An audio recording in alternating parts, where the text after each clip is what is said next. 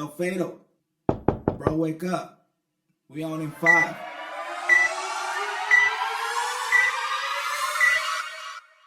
After the show, it's the after party. Yeah, what up, world? You already know what time it is. It's the After Party Radio Show, the craziest show on the airways. We right here Monday through Friday, Rhythm 105.9 FM, man. I got my lovely special co-host. She's new in the building, but she's trying to make her presence known. What's your name, girl? Tell the world. Oh, what's up, y'all? My name's Jimena. I'm from the OC. I'm so excited to be here. It's a blessing to have such a huge name next to me, along with another one. Oh man, you hyping? You should be our hype woman. We got to bring you out some more. I mean, let's go. You try to solidify your space here. Okay. Yeah, no, I mean, genuinely, I'm really happy to be here. Thank you so much. I'm ready to rock with y'all. Let's see what we can vibe to. Let's we go. out here, and where you representing from? Where you from? My ethnicity, I'm Nicaragüense. I'm Nicaraguan. Both my parents are Central American. I'm from Anaheim, though. I'm an OC girl. Rep that OC life. I have to. How was that traffic coming down here? Ooh, it was bad. It was really bad. Okay. I mean, 2 accidents. But wow, sound like my last 2 relationships really bad in accidents. Right. Yeah. I mean, pause.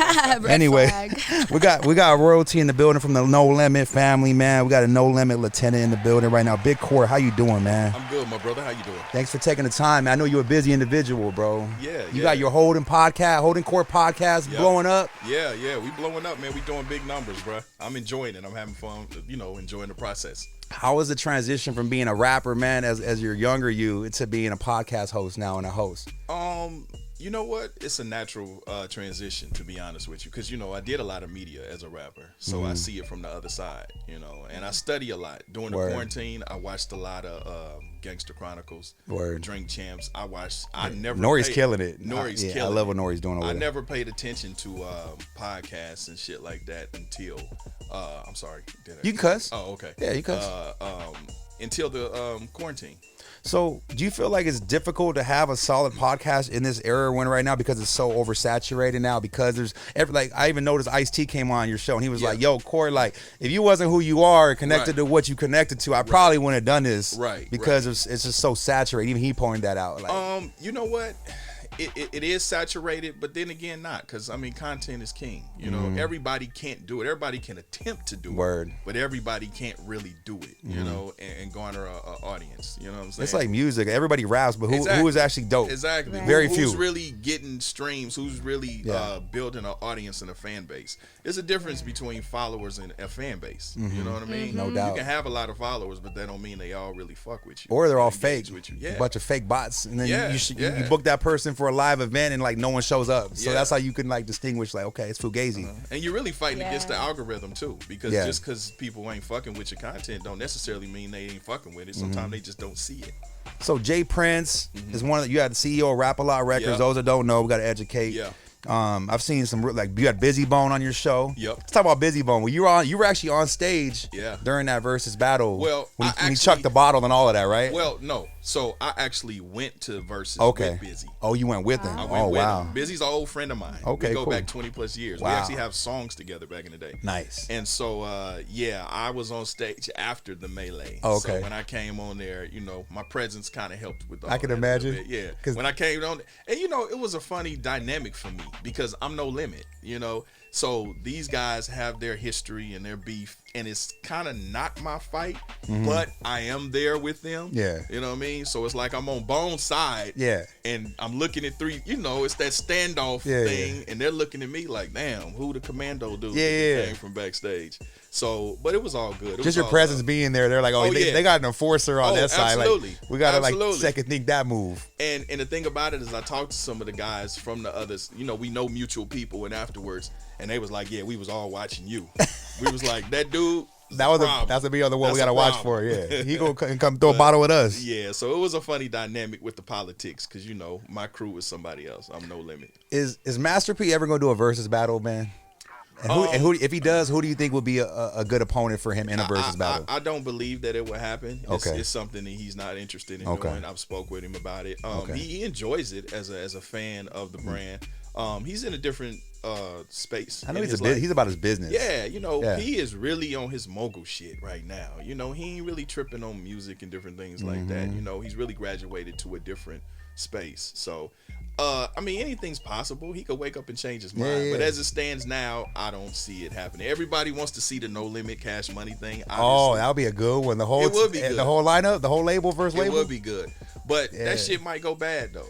That would be the one we have to call court in for real. It could just because, you know, man, all them New Orleans cats in both camps, in respect, man, a different temperament. You know what I mean? And not that it was ever really anything for real.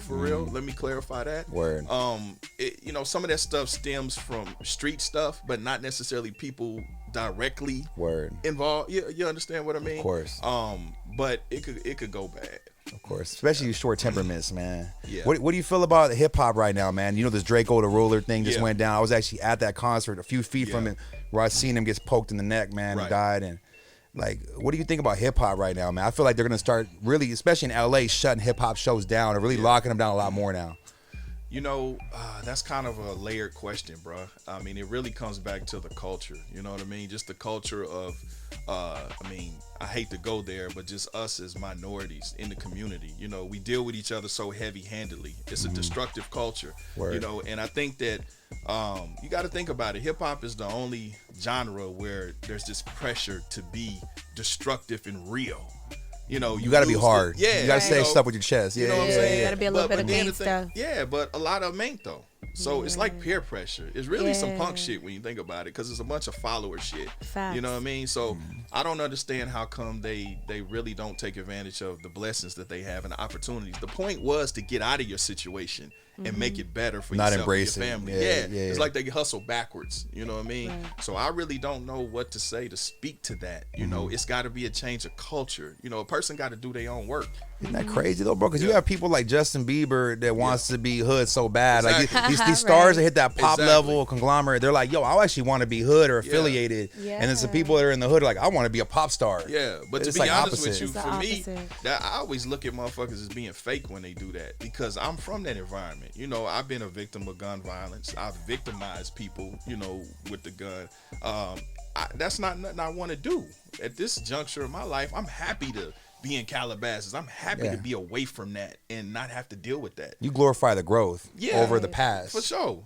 And I get the entertainment of it. I understand that. You know, we want to hear some gangster shit. I like some gangster shit, but I ain't trying to perpetuate it in real life. You know? So they gotta grow the fuck up and really just count their blessings, you know? Word. How was it talking to Jay Prince, man? What did you take from Jay Prince, man? Man, him and P are kind of similar from the same cloth as far as like their outbreaking, coming from the streets, building their empires. For sure. Well, everybody that's been on my show, I've had a relationship with, you know. Okay. So Jay has been an OG, double OG. I've studied Jay since I was a kid.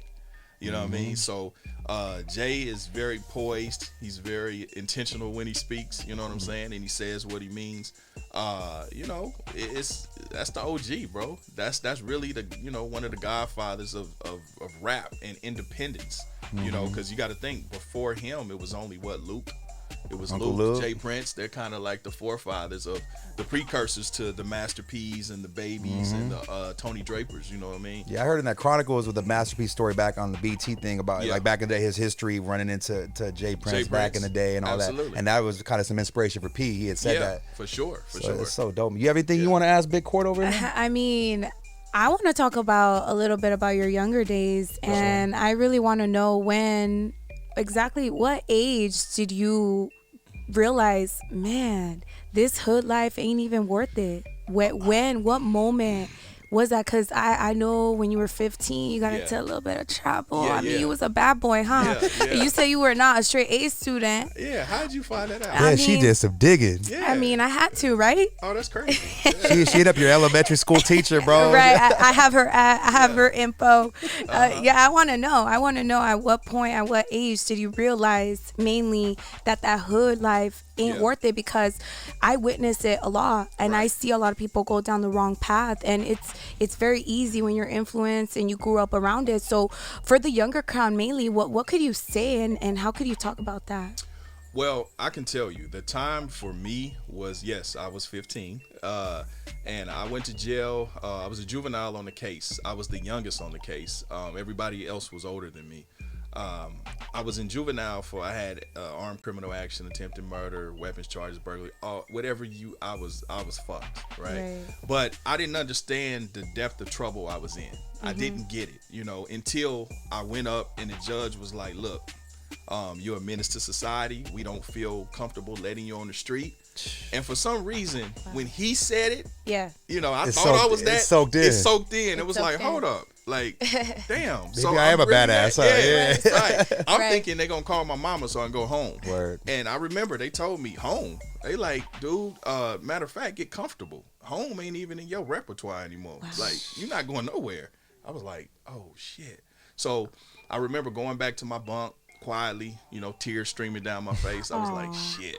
Because they were talking about certifying me, which they were going to give me juvenile life and then send me to the penitentiary once I got of age. Wow. And so that's when I was like, okay, nah, that ain't what I'm trying to do. Right. So that was my moment, you know what I mean?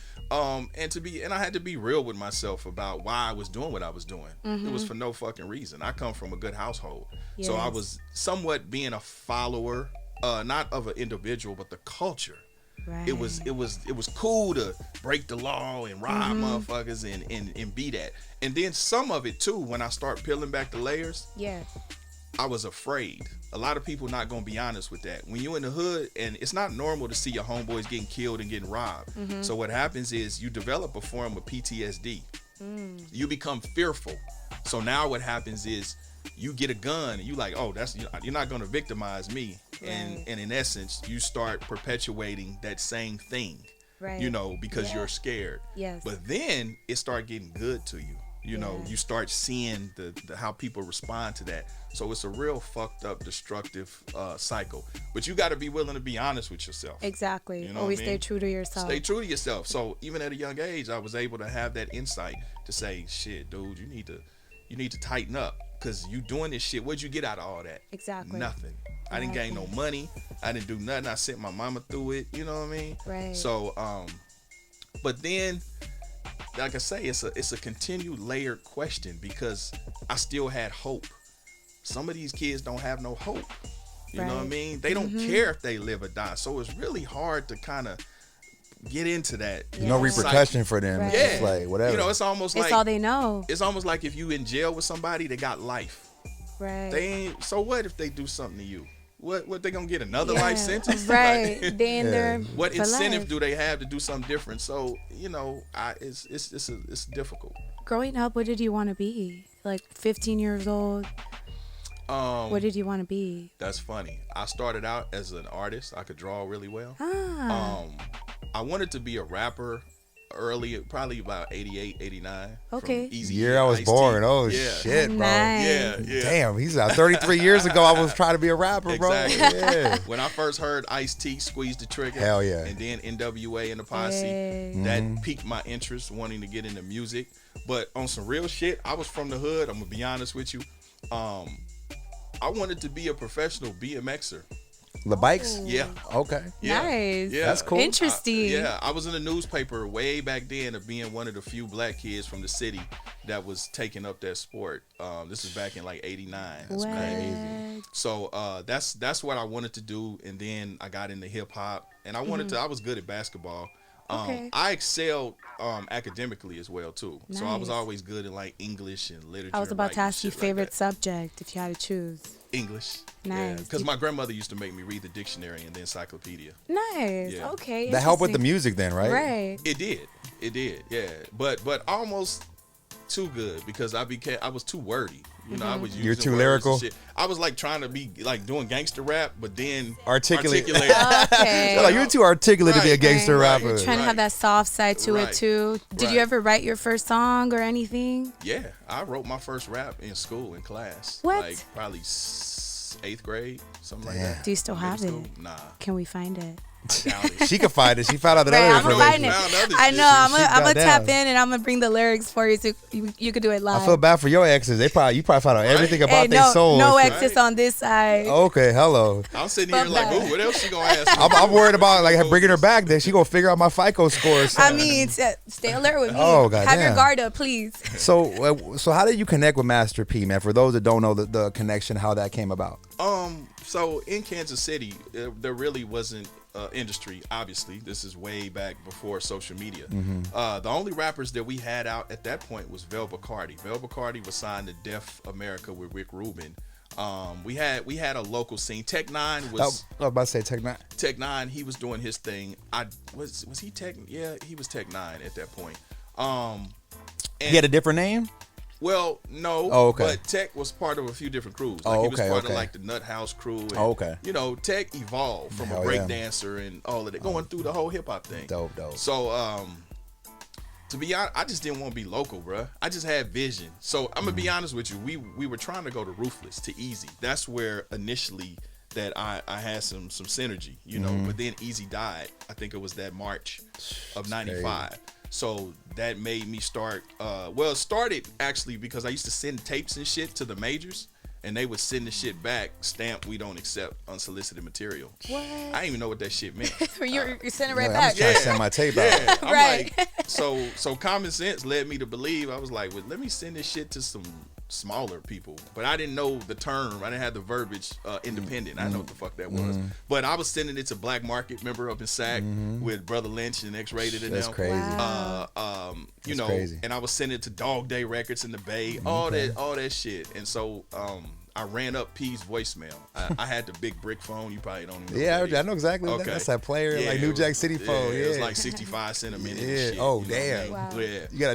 I gotta go. Yeah, you know what I mean? So I used to run his voicemail up, and finally I got on his nerves. And I think Really? he sent Mr. Servo on to go get my tape, and he heard it, and then shit, he called me. So how old were you then? 17, 18. That was a couple years after that. Yeah. All this. Wow. Okay. Yeah, I graduated at 17, so I think I was 18. It was the following summer. Damn. So you've been with P almost half your life, bro. Half my life, yeah. Isn't that crazy to think about? Like you've been Yeah. with this man half your existence, Half bro. of my life. He says it all the time. When he meet people, he always say, "Yeah, like him. He been with me since he was 18 years old."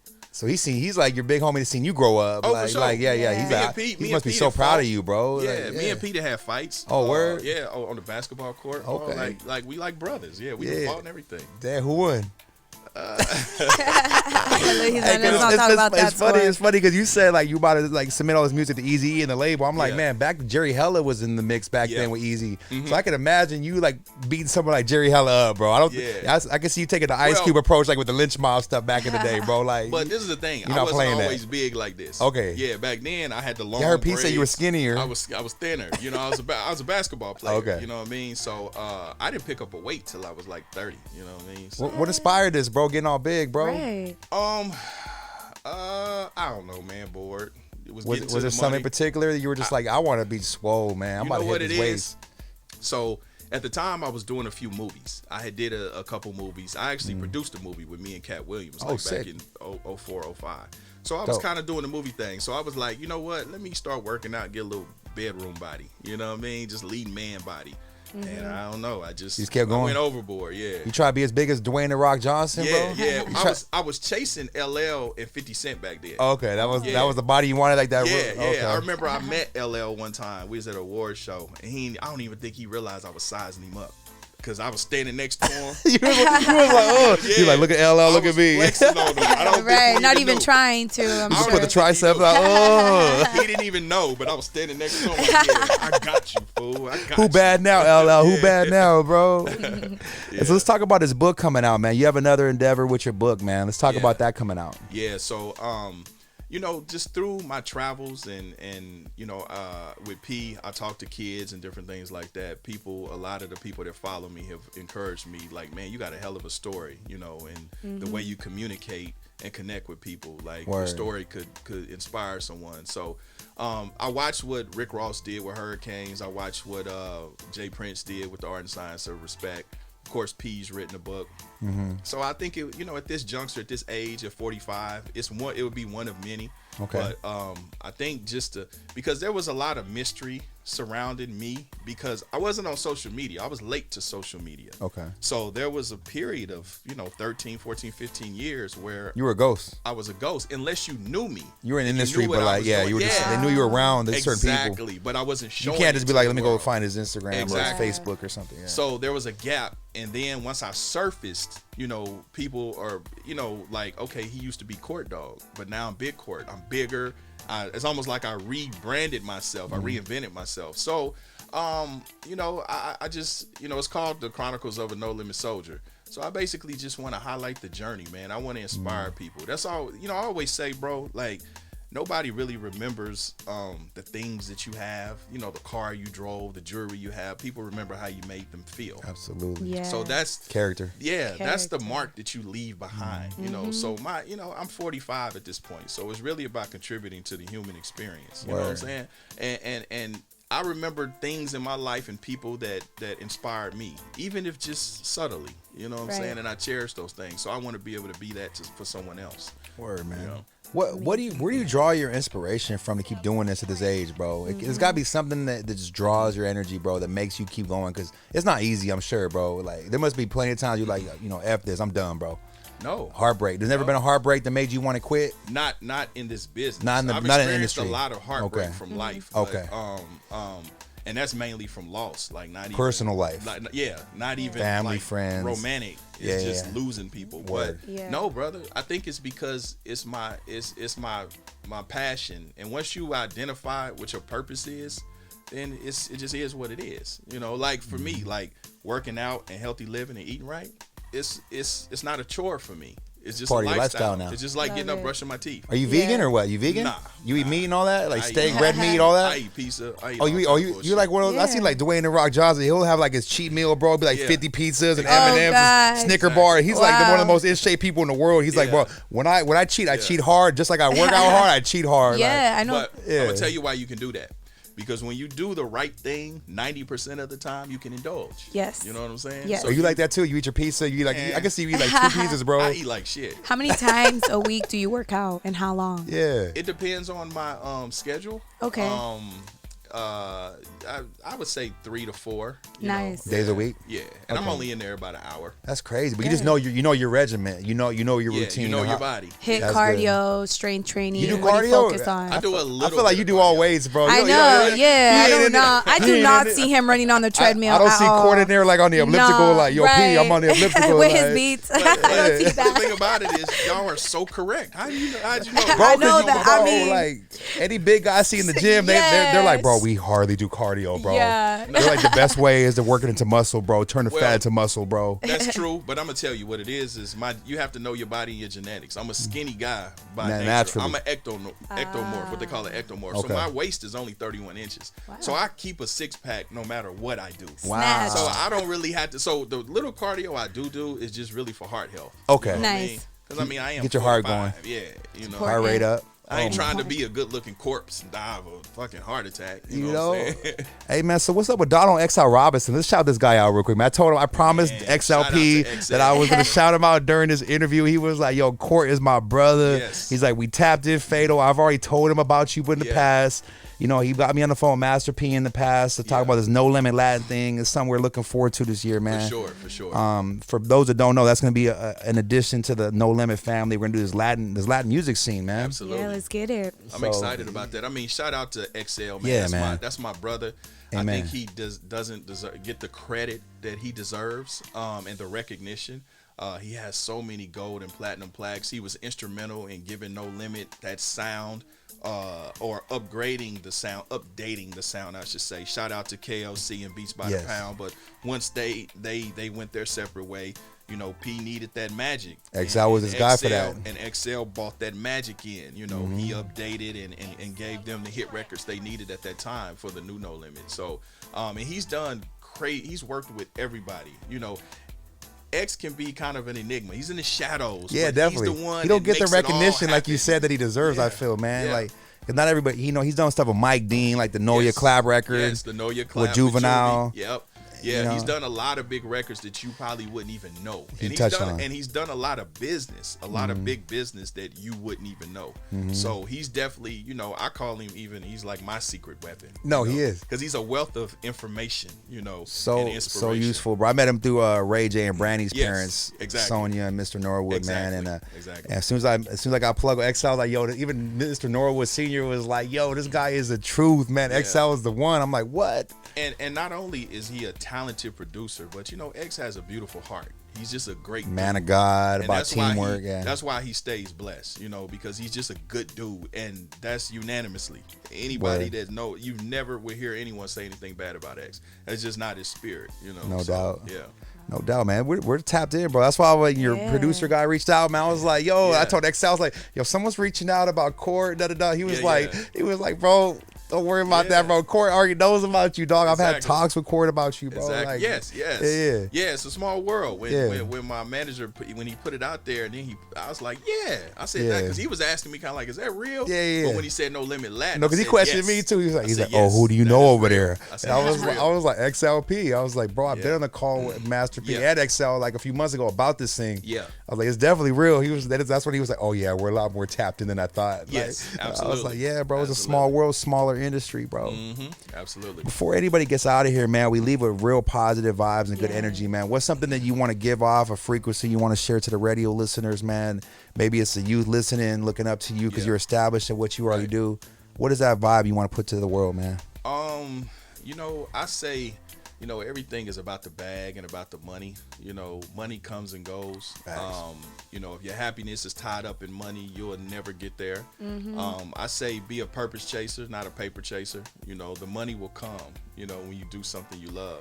Word. And then also, don't be afraid to evolve. Don't be afraid to change. Embrace that, because complacency is the enemy of progress, So when you're not growing, you know what I mean? You're stagnant. You don't evolve, you dissolve. You know what I'm saying? So I think just be willing to grow up and do the work.